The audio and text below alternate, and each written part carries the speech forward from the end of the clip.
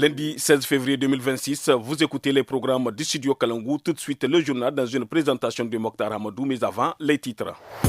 Quelle résilience pour la population face à un climat incompris? La météo dans cette édition sur la poussière et le froid de ces 2 jours. Soutenir les femmes et les filles de Gazawa sur l'autonomisation, la sécurité alimentaire et aux moyens de subsistance au JAR.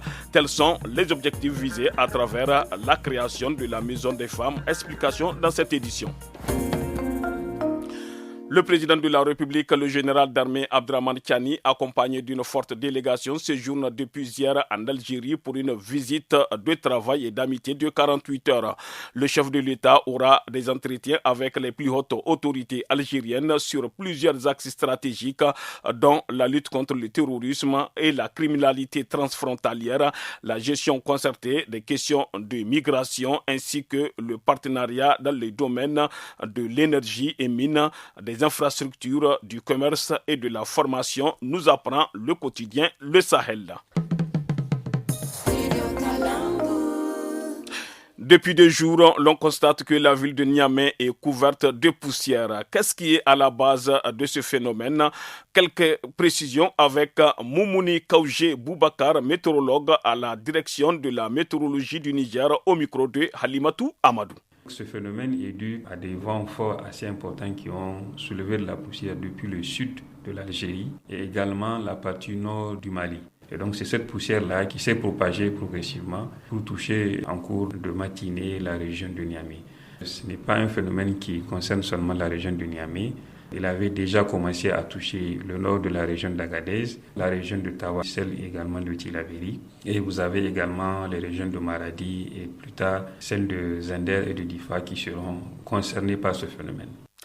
Lancement des travaux de la construction de la maison des femmes à Gazawa. Cette maison, qui est l'œuvre de l'ONG Kautel ONU Femmes Japon, est un centre de dialogue, de cohésion sociale et d'autonomisation des femmes et des jeunes filles du département de Gazawa dans la région de Maradi.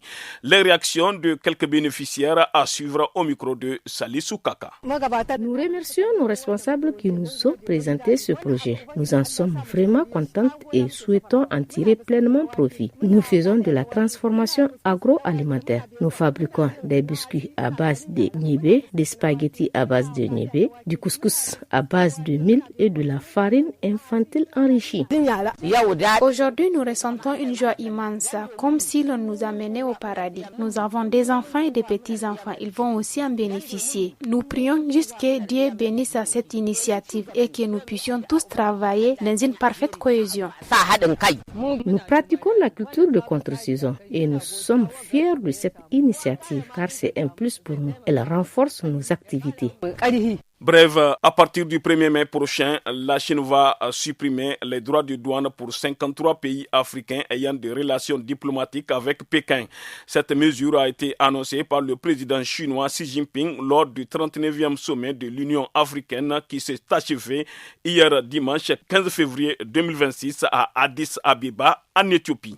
Transparency International a sorti son rapport annuel sur l'indice de perception de la corruption IPC 2025.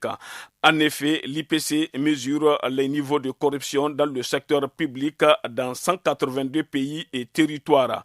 Dans ce rapport, le Niger est classé 134 avec un recul de 3 points par rapport à l'année dernière.